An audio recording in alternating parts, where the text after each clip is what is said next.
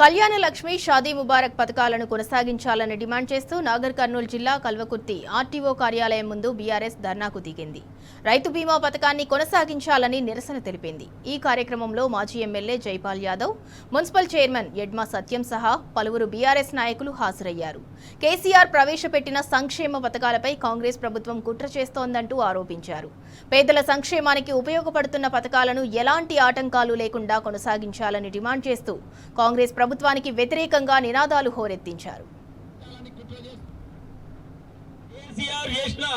అతిపెద్ద పేదల పథకం ఏదంటే ఇది కళ్యాణ లక్ష్మి.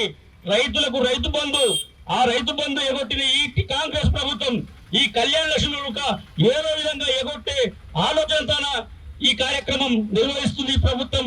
ఈ ప్రభుత్వాన్ని ముద్రను లేపడానికి ఈ మహాధరణ కార్యక్రమాన్ని పిలుపునిచ్చిన మన కేటీఆర్ గారికి ఎంతవరకైనా పేదల పాలిట మహాలక్ష్మి పథకం చాలా అద్భుతంగా పేదలకు ఒక పెళ్లి అనే ఆలోచనతో భయపడే విధంగా ఉండే అటువంటిది కళ్యాణ లక్ష్మి ఉంది అనే నమ్మకంతో 1,00,000, 2 లక్షలైన అప్పు తెచ్చుకొని కూడా కళ్యాణ లక్ష్మి నిలలోపల ఇంతకు ముందు తెలంగాణ బీఆర్ఎస్ ప్రభుత్వం ఉన్నప్పుడు 2 నెలలనే చెక్కు ఇచ్చే విధంగా ఉంటుండే.